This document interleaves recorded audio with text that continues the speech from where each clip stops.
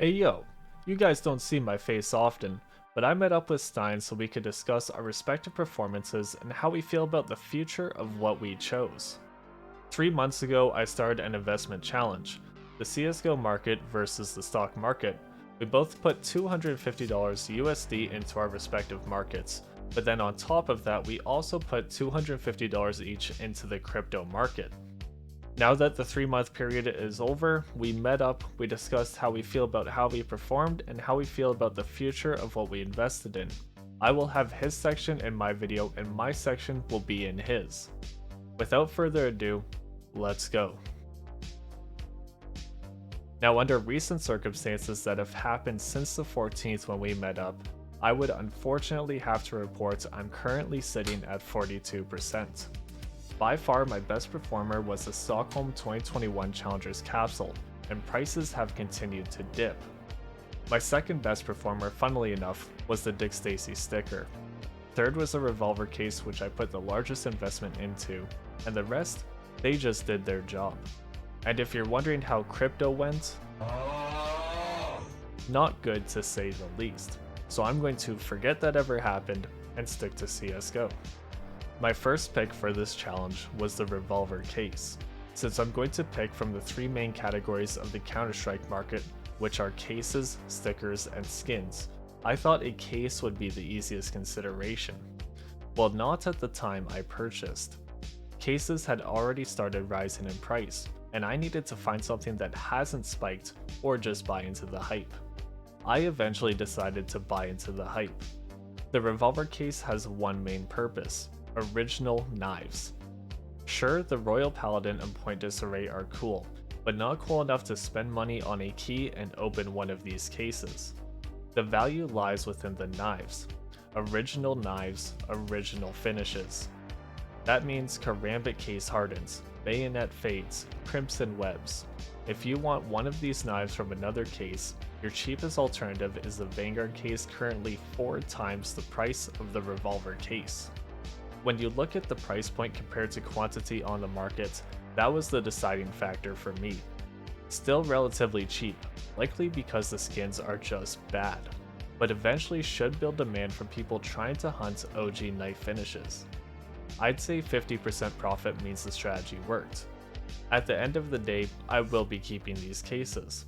This is far from the ceiling, and although 50% is nice, I will aim higher and hold longer. Next, I moved on to stickers and capsules, as that's what I know best. One tournament I have been eyeing but never put a significant amount of money into was Boston 2018. These items were released over 4 years ago at this point, and the quantity on the market reflects that. What else reflects that? Sale quantity. Until these items become desirable enough that people feel like crafting, it's tough buying an individual sticker as they are quite stable in price these days. I believed that the 3-month period was too short to gamble on an individual sticker, so capsules it is. Since Boston 2018 is the blessed major that brought NA their first major win, it's only natural I pick the returning challengers. With the price of Cloud9 stickers and a supporting cast of Navi, G2, FaZe, and Flipside, this is actually a pretty well-rounded capsule, and the one that I would personally open if I had the choice. The Legends capsule is boring, and both the 100 Thieves and Tyloo capsules rarely ever get opened because the odds are terrible. Once again, this is another item I'm interested in holding past this challenge. If we ever get to the point where Atlanta 2017 items start pumping, I believe Boston 2018 would be next in line, so I will wait for that day. This one wasn't looking too hot until Complexity qualified for the major. Complexity has the player Floppy. We have Big, Floppy, Pain, Bats. I think you understand what happened. Still holding. I took a bit of a gamble on my skins, but I thought it would turn out better if I'm being honest. 18% is nothing to laugh at, but when you consider the current state of the market and the performance of my other items, it's a bit of a sore spot. I decided to go with Broken Fang skins. What, the operation that crashed unbelievably hard after the summer hype? Yes. Most of the skins I purchased were below the price they held during the operation. That was a year and a half ago. After all of the trade-ups and the skins lost in accounts, I thought prices would eventually see a proper recovery, but we just aren't there yet. I chose the Ancient Collection as Control fell on its face after people stopped pumping the Op Fade, and personally, I think the AK X-Ray is a pretty bad skin. Yes, the Ancient Collection will increase in supply every major, and honestly, the prices won't even be close. Souvenir skins have basically been killed at this point. The price difference between non-souvenir and souvenir is going to be massive. And that's why I wasn't worried. If you look at the Cobblestone collection, the low tier souvenirs are worth almost nothing, but their non-souvenir counterpart is a pretty penny. Souvenirs cannot be used in a trade up, regular drops can. That's why there's such a massive disparity in prices. People occasionally go for the risky Dragonlord trade up. That eats up the supply of all the lower tier items, and it gives them value. Souvenir items, not so much. If people view the Welcome to the Jungle in a similar fashion one day, I can see these low tier trade up skins I purchased doing quite well, but the massive supply is always going to be an uphill battle. You can't expect another Dragonlore. I performed quite well, and with the state of the stock market in 2022, it's no surprise the numbers aren't close. But how about listening to my competitor's picks, why he chose them, and how he feels about their future despite an underwhelming performance so far? So this is the way that Warren Buffett and other great investors like to invest. It's a super stable growth company, and that means for me that it has a super clean balance sheet. It has almost no debt, has a huge cash position. It has a ton of assets, especially compared to the liabilities. And it has shares outstanding, which have been decreasing over time. So the supply of the shares, like you've been talking about with your skins, have been decreasing over time, which also helps your investment for sure. The company has a history of revenue growth as well as a history of earnings growth, which is just phenomenal to see. In my opinion, the management is outstanding. I forgot to add, they are operational in the pharmaceutical business, so they make medicine. But yeah, this is just a classic value investment, a great company, and I managed to get it for a great price. And it was actually the best performer of my portfolio.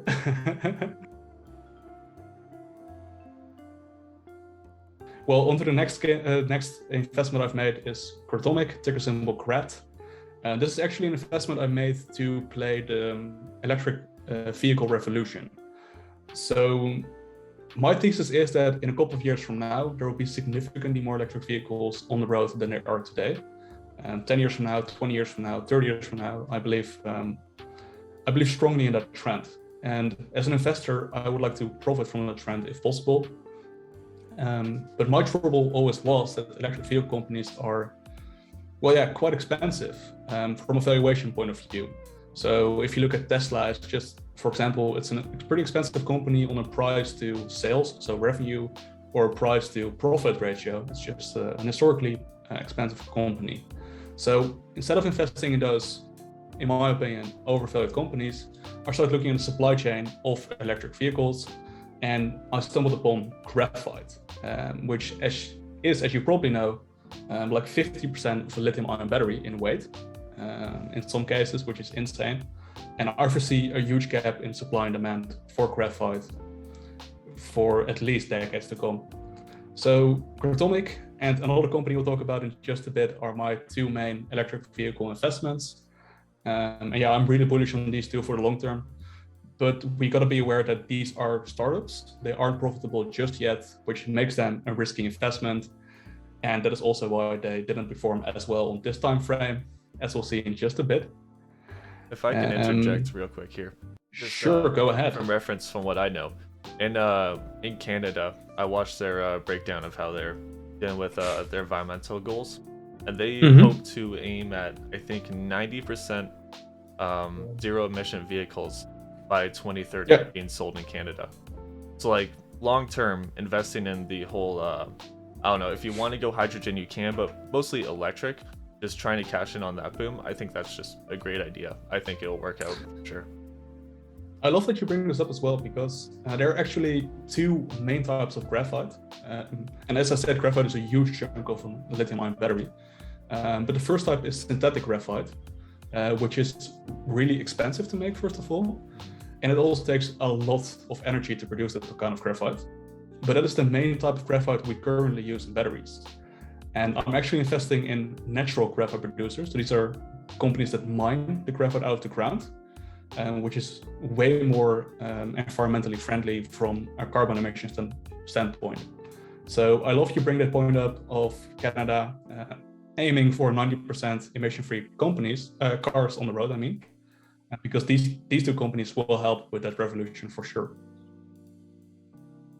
And my third investment is Palantir, ticker symbol PLTR. Do you know this company, ptree? No, I don't. Okay. I may have seen BLTR list somewhere, but I have not looked into it at all. I have no idea.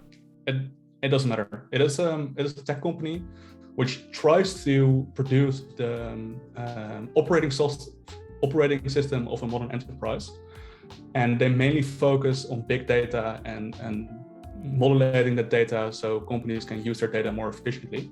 And for this business, first of all, I just love the management of the company.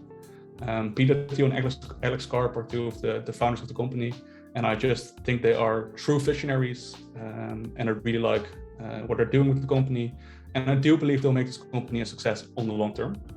Just a couple of months ago, actually during this investment also, the company was valued as a growth company, meaning valuations are a bit more rich.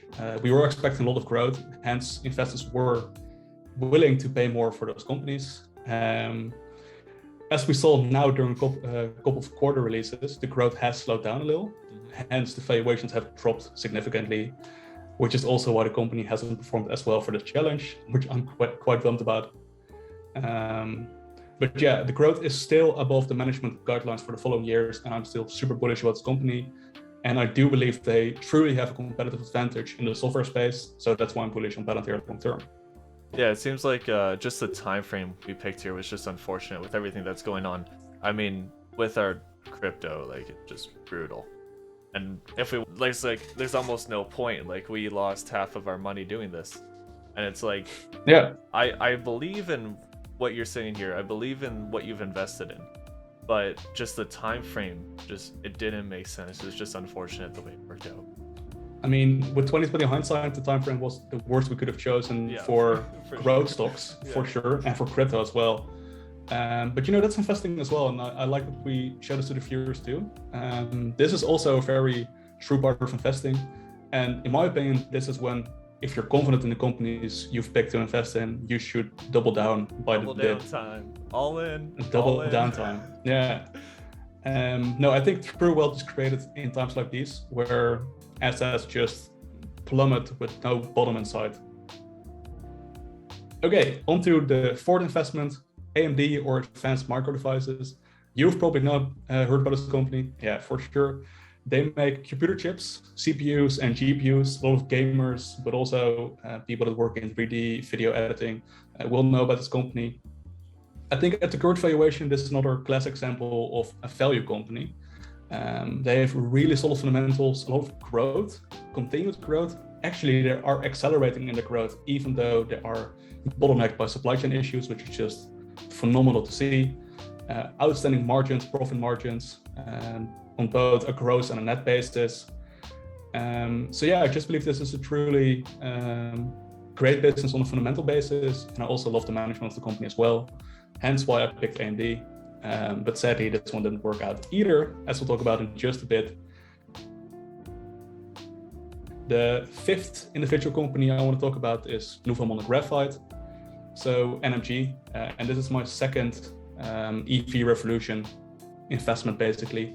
I'm really bullish on this company long term. This one is actually located in Canada, just like you are, ptree, if I'm not mistaken. Yes, I am. For sure. And this one is really big on the green aspect of producing graphite. So they want to produce graphite carbon neutrally, which would be phenomenal if they're able to do that. And yeah, I'm still really bullish for Nouveau Monde Graphite on the long term. We are awaiting their graphite mine in 2023 and a processing plant in 2025 to come operational. And once those two come operational, I believe this investment will look way different compared to today. But until then, the investment is similar to the Wild West. It will be up and down, bouncy. And now the last investment, which is ptree USL. This is actually a triple leveraged ETF of the SP500. Have you heard of the SP500 before, ptree? Yes, that one. Yeah. Okay. Solid. Sure thing. So for the people that don't know, it stands for the Standards and Poor 500, and basically these are just the 500 largest and best companies in the US. And you can invest in all these 500 companies through a basket, which is called an ETF. And I'm using a triple leveraged ETF here, which daily leveraged the price increase or decline of the SP500. So that means if the SP500 goes up 1%, this fund goes up 3%. If the SP500 goes down 5%, this one goes down 15% every single day. So I believe on the long term, these vehicles can be a great bet to make with a small enough position of your portfolio, and you need to continue to dollar cost average into the position over time. Because it's just so volatile and you want to be able to buy the dip over time. But as you will see during the results in just a bit, this fund did not fare well at all. So for my investment in crypto, I want to represent the crypto market as best as I possibly could. And for that, I tried to pick a couple of pretty big coins in the crypto sphere. I didn't want to pick stable coins, but I just wanted to pick coins which actually had growth potential. So the first obvious one to invest in crypto is, of course, Ethereum and Bitcoin, the first two, because those are just the biggest name in crypto and they should be represented in any portfolio looking to represent the crypto market as a whole. And then the other two investments I went for are Cardano, just like ptree did, and Solana, basically just only on a market cap basis. I didn't really look into them specifically because, as you guys probably know, I'm not the biggest fan of crypto long term. And hence, I don't know too much about crypto individually. So that was why I chose the four I did. So if we look at my profits on a dollar basis, there's this one investment which performed especially bad, which is Cartomic, minus $51. The other investments performed on a dollar basis, not too bad, not too good. I lost about $11 on Palantir, about $8 on AMD, about $7 on Novamon Graphite, and about $10 on my triple leveraged SP500 ETF. The only investment I made which was profitable was actually Regeneron, the true value investment. I think I earned like $4 or $5. Is that what you expected when you invested into that? Were you expecting to be one of your best performers? Oh, the most stable for sure. Yeah. So yeah, I was for sure expecting Regeneron to be the most stable performer. Just because its earnings are growing at like 20% per year. So if nothing else changes, the company should grow at about 20% per year as a pace, which is phenomenal in the stock market. Yeah, that's great. Yeah. So if we look at a percentage basis, Cartomic is indeed the biggest loser at minus 70%. This mainly happened because it's an unprofitable company. It is still quite risky. Hence why if there's a market downturn, it gets dumped the quickest because it's just seen as the most risky. So people flee those kind of assets. Same goes for Palantir and Novamon Graphite. Those are just seen as risky assets. So if there's a market downturn, those get thrown out the window the quickest. We actually saw about a 16% decrease on SP500, and my triple leverage ETF only decreased 36%. So compared to what the benchmark did, that's actually not too bad. Actually not terrible. No. And Regeneron performed at about 4% over the quarter, over the 3-month period. So if we analyze that return, we get to about 16%. And if you are able to get about 16% consistently per year, you should become a hedge fund manager, because that is a phenomenal return for sure. But yeah, this will fluctuate. I'm not. This performance isn't hedge fund worthy yet. So great addition from ptree. We should also talk about the future I see for these investments. In my portfolio, I've actually allocated significantly more to Pratomic before, after the most recent price decline compared to before. At this moment in time, Pratomic is about a 50% allocation in my investment portfolio. So I'm extremely bullish on this company long term. Actually, we are expecting the processing plant of graphite in Africa they've got going on to turn on in September. So yeah, Q3, Q4 is very exciting for this company, and I think we can see a significantly different valuation attached to this company in the future. Because this year, I expect them to do about $10 million in revenue, maybe $20 million in revenue. But next year, I foresee them to do hundreds of millions of dollars in revenue, just because they can scale their processing plant that quickly. And as a reference, the entire company is currently valued at about $75 million US.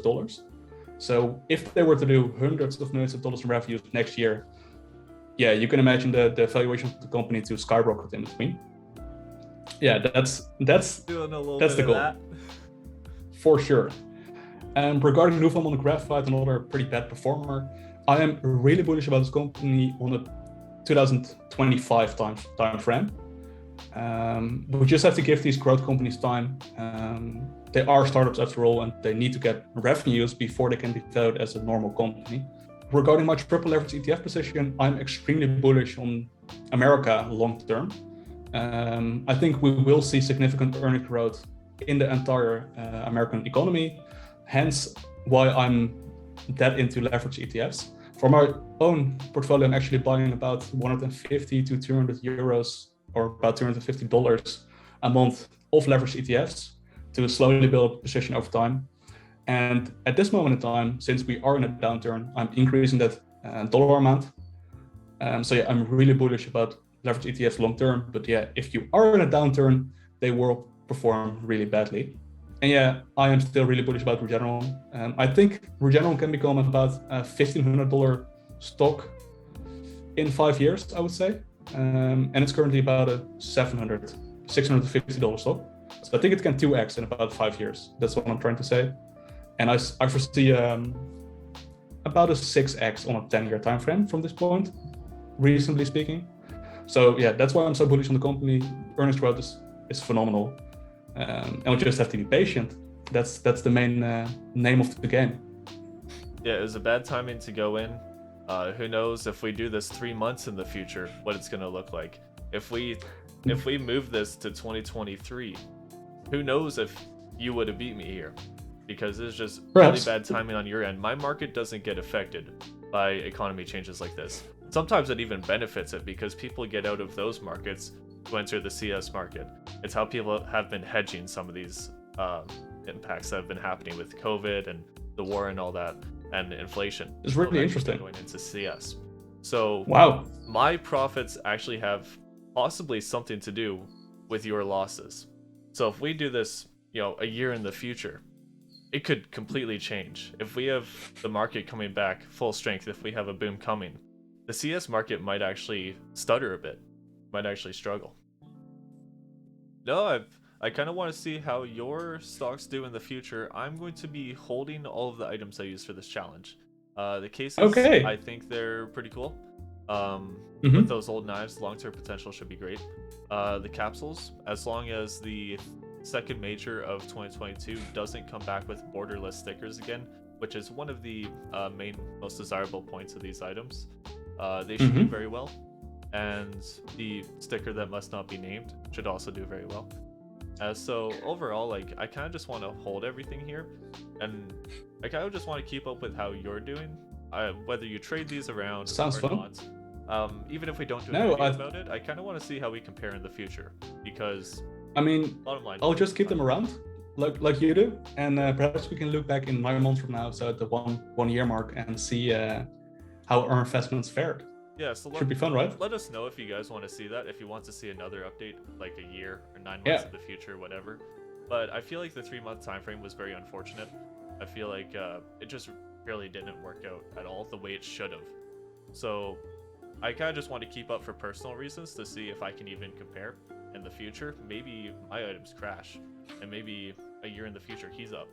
So for personal reasons, I want to see, but We'll if see. you guys also want to see it, let us know.